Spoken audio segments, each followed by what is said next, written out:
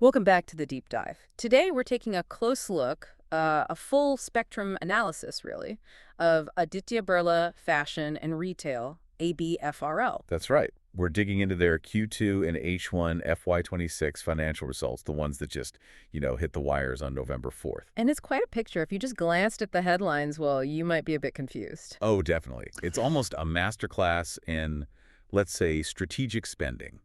Revenue is soaring, which shows some real market momentum. Yeah, powerful momentum. But then they posted a loss almost 3 times higher than last year. So the big question for us today, the core of our deep dive, is really, are they just buying growth here, or is the underlying foundation actually solid? That contrast is the perfect hook, isn't it? It really is. We're talking about a company that drove, well, massive top-line growth. Q2 FY26 revenue up 13% year over year. That hit Rs 1982 crore. Which is strong momentum, especially, given the market conditions people are talking about. Exactly. But then you flip over to the bottom line, and the consolidated loss after tax, the PA2, it ballooned to minus Rs 295 crore. Wow. Compare that to minus Rs 116 crore the year before. That kind of jump in loss, well, it doesn't feel accidental. It feels intentional. Precisely. And we absolutely have to frame this whole conversation against that broader market update the sources mentioned. Good point. What was the context there? Well, the picture painted is underlying consumer demand remaining sluggish. There's still cautious sentiment out there. Okay. Now, non-metro markets are showing steady growth, which is interesting, but the overall environment, still tough. Yeah. So if ABFRL is posting this huge loss in that kind of sluggish environment, it means they're pushing hard. Aggressively directing capital towards very specific strategic bets, trying to lock down future market share. Okay, so let's unpack the core financials first then. Looking strictly at Q2, you can definitely see the strain of that investment push. Revenue growth, like we said, solid at 13% YoY, but the operating profit, the EBITDA, that only grew by 7% YoY. It hit R716 crore. And that difference revenue growing faster than EBITDA, that immediately signals margin compression, right? Yeah, the EBITDA margin dipped. It went to 5.9% in Q2 FY26. Down from 6.2% last year. And this wasn't like an accident or some unforeseen issue. The documents suggest the C-suite pretty much engineered this dip. How exactly? The sources pointed to a couple of specific operational levers they pulled, didn't they? They did, yes. The margin impact is pinned directly on, well, strategic overspending, you could call it. First, significantly higher ad spends. How much higher? They pushed their ad budget 200 basis points higher compared to last year. That's a full 2 percentage points increase in ad spend as a share of sales. So they're really trying to flood the market with brand visibility. Absolutely. And second, they explicitly cite intentional losses from the rapid expansion of new ventures, like OW&D. And that's currently dragging down the Pantaloons segment profitability. Okay, so Q2 looks like maybe an intentional bleed to fuel growth. But we need to know if this cost of expansion is, damaging the long-term health of the business. What happens if we zoom out? Look at the half-year performance. Ah, yes. The H1 FY26 results, they provide that crucial counterpoint. I think this should probably reassure the market. Okay. Consolidated revenue for the full half year was Rs 3813 crore. That's up 11% YoY. Still strong growth. Right, 11% top line for H1. Now here's the kicker, the good news. H1 EBITDA grew much faster. It jumped 24% YoY, reaching Rs 286 crore. Hold on, 11% revenue growth, but 24% profit growth over the 6 months. Exactly. So what does that mean? Margin expansion for the half year? The H1 margin hit 7.5%. That's up 80 basis points from 6.7% last year. Wow, okay. And this, I think, is the key takeaway here. The investment pressure, the margin squeeze, it looks quarterly, driven by that Q2 ad blitz and the new store launches. Right. But the underlying business strategy over the 6-month view, it seems to be driving genuine margin expansion and improved efficiency. Okay, that's a really important clarification. And before we dive into the segments, we should probably mention the scope of these numbers for you, the listener. Yes, good point. We're talking about continuing operations here. And that's because the Madura Fashion and Lifestyle business, the MFL unit, was demerged. That became effective back on May 1st, 2025. That's absolutely critical context. All this impressive H1 margin expansion and even the Q2 investment losses we've discussed, it's all for the rescoped company after that demerger. So they've effectively set the table for a tighter, maybe more focused entity going forward. Seems that way. And importantly, they seem to have the cash to back this aggressive play.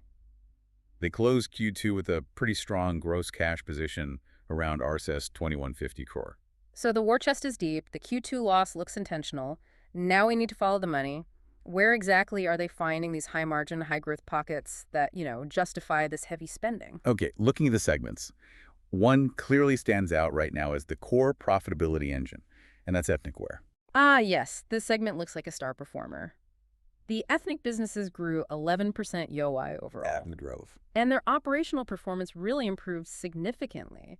The EBITDA margin expanded by, get this, 280 basis points compared to last year. That's huge margin leverage, almost 3 percentage points. Massive. So why? What's driving that? Well, the sources break it down pretty clearly. It looks like they've essentially cornered a big piece of the Indian wedding and luxury occasion market. And that segment appears, well, somewhat insulated from that general consumer sluggishness we talked about earlier. Interesting. And there seem to be two key drivers within ethnic. First, those designer-led brands. We're talking the big names. Sabyasachi, Chateau Nikhil, House of Masaba, Tarun Tahiliani. That whole high-margin portfolio grew over 30% YoY. Over 30%. And the individual brand performance within that is explosive too, right? Yeah, the details are quite something. The key luxury brands, specifically Sabyasachi and GFPL, their same-store sales growth, the like-for-like or LTL growth, jumped by 39% and 26% respectively. 39% LTL for Sabyasachi. That's phenomenal traction at the very high end. It really is. Then, the second driver is in the premium ethnic wear space, specifically targeting men's occasion wear. That's TASVA. Right, TASVA. How did they do? Reported massive growth, 58% sales growth YoY, and 38% LTL growth. Wow, 38% LTL. And get this, it marks its 5th consecutive quarter of double-digit same-store sales growth. The sources say it's driven by improved assortments, specifically timed ahead of the wedding season. So the timing, the product strategy, it's clearly hitting the mark. Definitely paying off. And we should also flag the turnaround story happening in the TCNS portfolio. That looked impressive too. Oh, absolutely. TCNS delivered about 19% LTL growth and an incredible EBITDA margin expansion around 900 basis points UI. 900 basis points. How? They cite network efficiency improvements and the successful launch of Wishful, which is their play for the occasion wear segment within TCNS brands. So it's like a clean sweep across the ethnic categories: designer, premium men's, and now TCNS turning around. Okay, so ethnic wear is clearly the high margin engine right now. Let's pivot from that to the high volume strategy, Pantaloons. Right, the volume driver. Segment sales there were up a more modest 6% YoY. Still growth, but not like ethnic. But the key action here seems to be that strategic expansion into Gen Z retail with OWND, right? That's bundled under Pantaloons. Exactly. And remember, that's the primary strategic loss driver we identified earlier, impacting the Pantaloons segment margin. Right. So OWND, targeting that younger consumer, posted staggering growth, 43% YoY in Q2. 43%. Yeah. And they expanded the footprint to 59 stores. The target is around 95 stores by the end of this fiscal year, FY26. And this really brings that strategic split into sharp focus, doesn't it? How so? Well, think about it. Yeah. They're simultaneously running this potentially heavy discount, high-volume Gen Z play with OWND, which looks like a short-term loss leader designed to capture future consumer loyalty, while at the same time investing heavily in the absolute top tier, the world's most exclusive luxury segment. That balance, or maybe tension, seems central to their whole strategy right now. That's a great point. What about their digital efforts, TMRW? Yeah, TMRW, their portfolio of digital-first brands also grew strongly, 27% YoY. They're leveraging omni-channel capabilities. Mentioned having 29 exclusive stores now. And using celebrity power effectively, too. Seems so. They noted new associations, like Ibrahim Ali Khan for Rojan and Abhishek Sharma for Urbana, clearly aiming to solidify that youth connection. Makes sense. And rounding out the segments, luxury retail. The collective and the mono brands also strong, 13% YoY growth, apparently driven mainly by robust e-commerce performance in that segment. Which fits the broader digital picture. Absolutely. Overall e-commerce for ABFRL was up over 20% YoY this quarter, and the digital share of the total business actually crossed 15% for the first time. Okay, so they're managing to succeed in both the really high-run designer ethnic space and the digital-first youth market simultaneously. That takes incredibly different execution strategies. It really does. And to support this dual growth engine, the physical investments are clearly significant. Yeah, the store expansion. ABFRL added over 30 gross stores just in Q2. Their total retail footprint is now up to 7.5 million square feet. They're definitely betting big on the future of physical retail and, importantly, retail experience.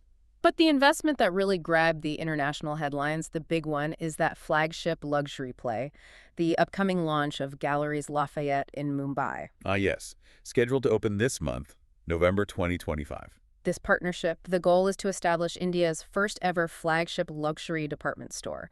The language used is very ambitious, aiming to be an iconic luxury landmark. Right. And that single investment, perhaps more than anything else, tells you everything about their long-term market ambition. Yeah. They aren't just selling clothes. They're setting out to define the entire ultra-luxury retail landscape in India for potentially the next decade. It's a massive statement. Okay, so summing up the journey. Intentional losses in Q2 for strategic reasons, massive margin gains when you look at the half year, and these huge strategic investments across the entire spectrum, from value right up to ultra luxury. How does the source material summarize the path ahead for them? Well, their stated mission is pretty much classic scale-up strategy. They're focusing heavily on driving both scale and efficiency. That's key. Scale and efficiency. Yeah. They also talk about transforming the brand image, making it feel more contemporary, more aspirational. And they're backing all this up by pushing hard on market reach through these strategic investments we've discussed. Even if it means burning cash right now. Exactly. Burning cash now to acquire that prime real estate, both physical and the premium mind share. Okay, so wrapping this up, what does this all mean for you, the listener? I think the primary lesson here is that ABFRL is absolutely executing an aggressive growth strategy. It's very active. Definitely active. That heavy investment, which you see clearly in the Q2 margin pressure, and that high-paid loss, it looks strategic. It's focused simultaneously on high-growth value segments, like OWND for Gen Z, and these premium luxury and ethnic segments, like Galleries Lafayette and their designer Stable. And crucially, the half-year numbers, the H1 figures, they show that this overall strategy is successfully driving long-term margin expansion. Right, which suggests those Q2 losses really are more like temporary costs of rapid expansion, not some kind of systemic business failure. That seems to be the narrative they're putting forward, and the H1 numbers support it for now. But if we connect this back to the bigger picture, maybe the market conditions, it raises an important question for you to consider. Okay, what's the final thought? Well, given that sluggish overall consumer sentiment we mentioned right at the start, this whole strategy, especially the high margin part, seems heavily reliant on the resilience of the high-end consumer, right? They make sense. That impressive growth of the premium ethnic segment, Tasfia, Sabyasachi, the other designers, it feels very dependent on the stability of things like the upcoming wedding season, which is huge in India. So the question is, can ABFRL sustain these luxury and premium segment gains if that broader consumer caution we see in the market starts to creep up the economic ladder, even into the affluent segments? Their future success might be less about the general economy bouncing back and more about the continued stability and willingness to spend at the very highest tier of discretionary income. That's something to watch.